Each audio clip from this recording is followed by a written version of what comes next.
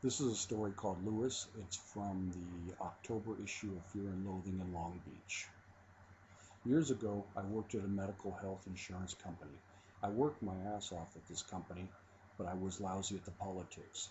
So I'd submit a groundbreaking idea, they would use it and never credit me. I'd confront them, they would play dumb, and I'd rebel. Somehow, in my young and dumb mind, I thought I'd win. Ultimately, after 3 years, I was let go in a massive downsizing. Like a lot of young idiots, I had the mindset of, they can't let me go, they need me. Sadly, we were all replaceable. While the bosses were mostly douchebags, I met lots of very cool people and dated far more women folk than I should have. One of the people I met at my years at the company was a Hispanic man named Louis. Louis, I believe, was from Spain and was impeccably groomed. Beard, hair, suit, you name it, he was a classy guy. Louis worked his way up in the company and ended up being a supervisor of the claim support unit. Despite very different backgrounds, we hit it off. My sense of humor didn't offend him much. Anyway, I didn't hang out with Louis much, as he was married with two pretty young daughters. He was usually homebound. Then one day after work, he asked if I was going to the happy hour. Down the street from the job there was a Red Onion, which I played a drunken game of pool with Kelsey Grammer. And every week someone from the job was throwing a party. Someone's birthday, someone's last day, someone was getting married, somebody got a haircut, you name it, we drank to it. So I was surprised when Louis asked. I said, yeah, I'm going. You? He said, yeah. I didn't ask Louis at the time, but I could tell something was up with him. The next time I saw him was at a housewarming. It was really an apartment, for this girl Marlene, I think that was her name, who was the subject of much gossip herself for hooking up with a coworker at a drunken jacuzzi party a few months before. Anyway, Louis comes to the housewarming with his wife, who was a very nice woman but very withdrawn. I got the impression she didn't speak English and was shy.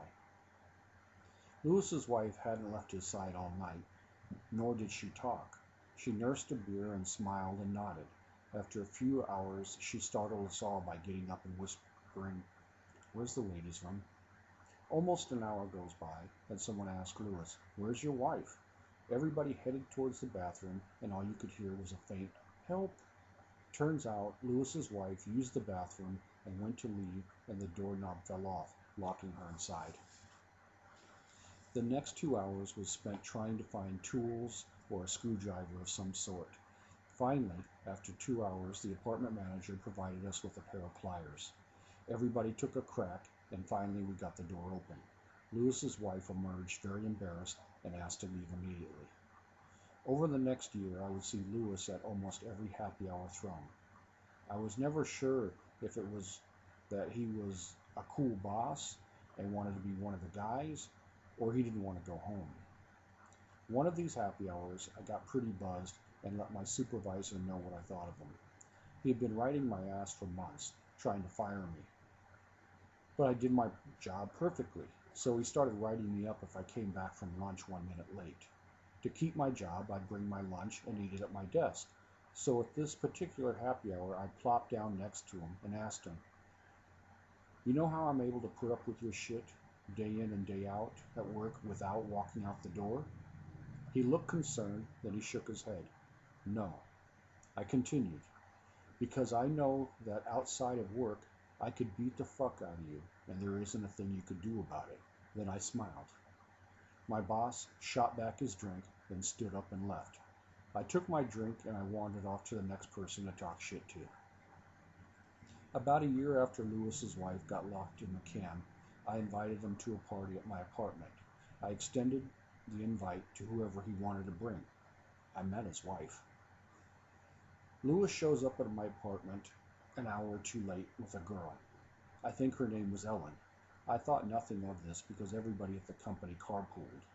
Anyway, I gave them each a beer and showed them where the chips were. I'm meeting and greeting for the next couple of hours, when it hits me that I haven't seen Louis in hours. I ask a couple of people if Louis had left. No one knew. I wander around and I walk into my room to find them dry humping on my futon.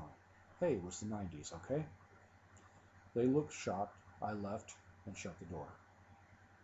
They stayed in my room until almost everybody had left. Lewis shook my hand and said, "We'll talk on Monday." I smiled and said, "Okay." So on Monday, we meet in a conference room, and he says, "I would appreciate your confidentiality." I tell him, "No problem." I had no intention of screwing his life up, but I did wonder what happened to the family man. Over the next few weeks, he and Ellen took every lunch and break together, so even without me telling, everybody kind of figured it out.